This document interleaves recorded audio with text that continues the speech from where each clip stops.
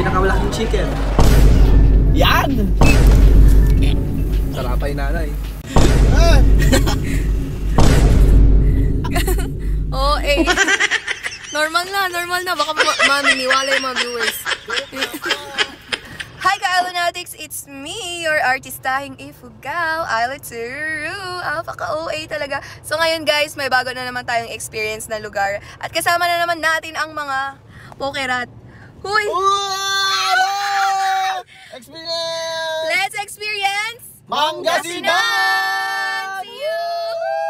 Ang unang bumungad sa amin ang San Nicolas tayo, Pangasinan. You will feel the Christmas agad dito sa San Nicolas. Ready na yung mga decorations nila pang December.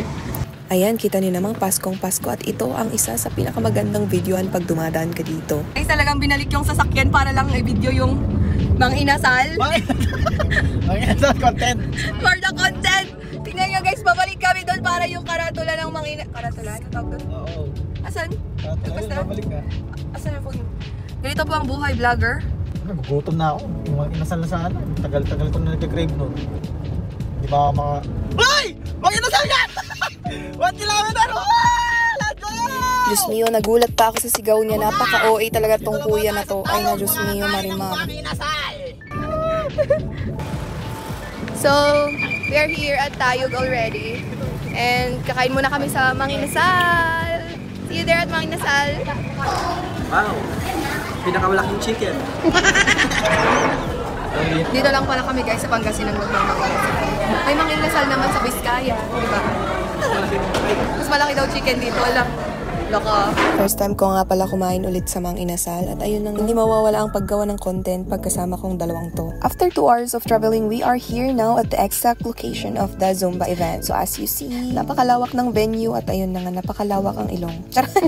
Alam nyo ba? Syempre hindi. Sasabihin ko pa lang. Alam nyo ba? Dahil sa Zumba, bumalik talaga yung hilig ko sa pagsasayaw kasi talaga noon nung simula nung high school, sayawiris talaga ako guys. Sobrang nakakatuwa kasi dahil din sa Zumba, nakakapunta tayo sa iba't ibang lugar. Agasim! Syempre, shout out sa kuya namin, Zin Mark, dahil sa mga invites na minsan nakakasama kami sa mga pinupuntahan niya. Kaya na-experience din namin yung mga Zumba events sa iba't ibang lugar. After event, lamon, ganun talaga. Pagkatapos ng lamon, syempre hindi mawawala ang coffee at kasama pala natin si Zin Marlon, Zin Cres at Zin Vern. Anong oras na po pero andito pa rin po kami sa labas. Ayan. Pagka-uwi namin guys, syempre hindi mawawala ang TikTok pag magkakasama ang mga danceries.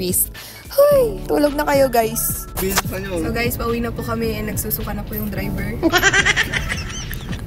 Yan. Sinusundot na.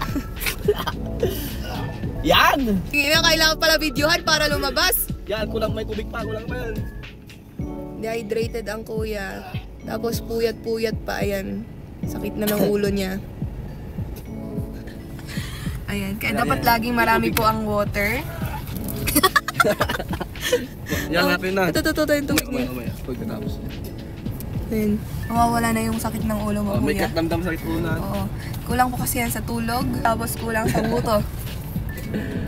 Puro soft drinks. Charot lang, joke lang. Kailangan mo Listerine? Sarapay nanay. At least nilabas mo. Na-stack yung kape sa kanya. Na-stack to. Uy, gago. Uy, parang true naman, tanga. Gago, parang...